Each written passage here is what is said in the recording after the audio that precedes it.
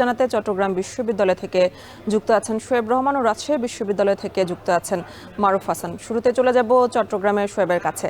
শোয়েব, নির্বাচনের সময় তো ঘনিয়ে আসছে, তো এই মুহূর্তে আসলে প্রচারণা কেমন দেখছেন আর প্রার্থীরা কি ধরনের অভিযোগ করছে জানাবেন।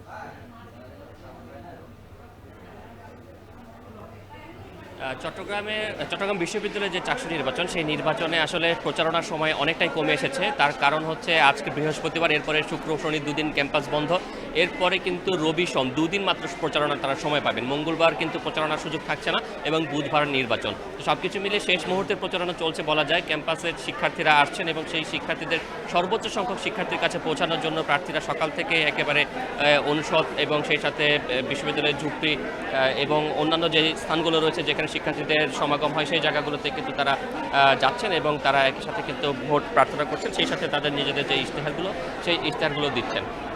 এবং এর মধ্যে আমরা দেখেছি যে বড় দুটি দল তাদের ইশতেহার ঘোষণা করেছে, সেই ইশতেহারগুলো আজ তারা বিতরণ করছেন এবং ইশতেহারে তাদের যে বিষয়গুলো তারা উল্লেখ করেছেন সেগুলো শিক্ষার্থীরা কিন্তু খুব মনোযোগ সহকারে পড়ছেন এবং সেগুলো বোঝার চেষ্টা করছেন, তাদের যে সমস্যা সেই সমস্যাগুলোর সঙ্গে সেগুলো আসলে কতটা রিলেভেন্ট।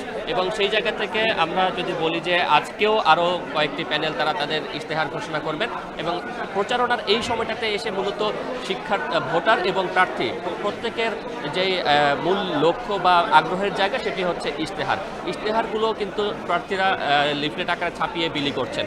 আর অভিযোগের যে বিষয়টি বললেন, মূলত আচরণবিধি ভঙ্গের কিছু অভিযোগ জমা পড়েছে নির্বাচন কমিশন অফিসে।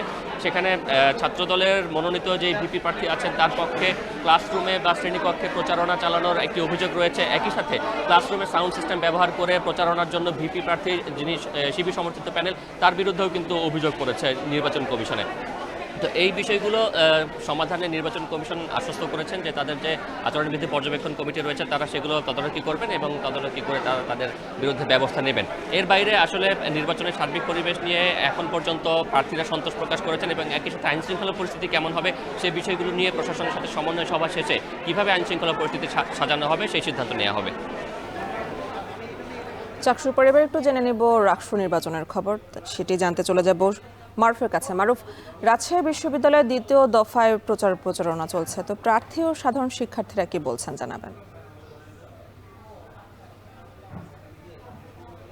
সকাল থেকেই আমরা প্রচারণার যে গতি দেখেছি সেটি কিছুটা মন্থর গতি ছিল, কিন্তু সময় যত গড়িয়ে যাচ্ছে, বেলা বাড়ার সঙ্গে সঙ্গেই সেই গতিটা কিন্তু বেড়ে যাচ্ছে। প্রার্থীরা যেহেতু সামনে আর কয়েকটা দিন মাত্র প্রচারণার সময় পাচ্ছে, এই সময়টাকে তারা কাজে লাগানোর জন্য প্রার্থীদের দ্বারে দ্বারে কিন্তু তারা ছুটে চলেছে।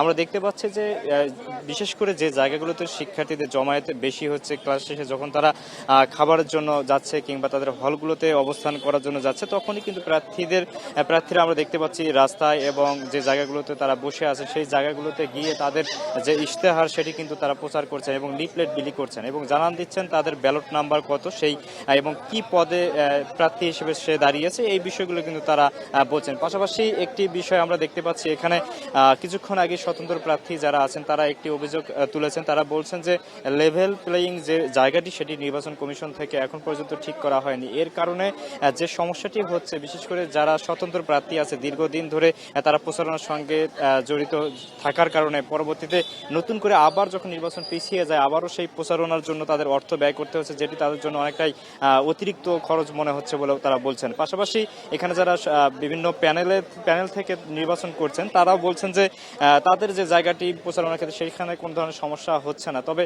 নির্বাচনের স্বতন্ত্র প্রার্থী এবং বিভিন্ন প্যানেলের প্রার্থীদের মধ্যে এই যে লেভেলের একটি যে অসামঞ্জস্যতা সেটি কিন্তু বড় ধরনের সংকট তৈরি করতে পারে বলে অনেক প্রার্থী কিন্তু এখন পর্যন্ত বলছেন। তবে তাদের মাঝে এখন পর্যন্ত নির্বাচনকে ঘিরে আদৌ 16 অক্টোবর রাষ্ট্র নির্বাচন হবে কিনা সেই সংখ্যা কিন্তু এখন পর্যন্ত কিন্তু তারা জানাচ্ছেন যে এখন পর্যন্ত যেহেতু শিক্ষক কর্মকর্তা কর্মচারীদের পোষ্য কোটা ইস্যুটি কিন্তু সমাধান হয়নি এবং সেই সমাধান যদি না হয়, হুট করে যদি আবার নতুন করে শাটডাউন কর্মসূচি ঘোষণা করে, সেই ক্ষেত্রে রাষ্ট্র নির্বাচন আবারও পিছিয়ে যেতে পারে বলে তারা মনে করছেন।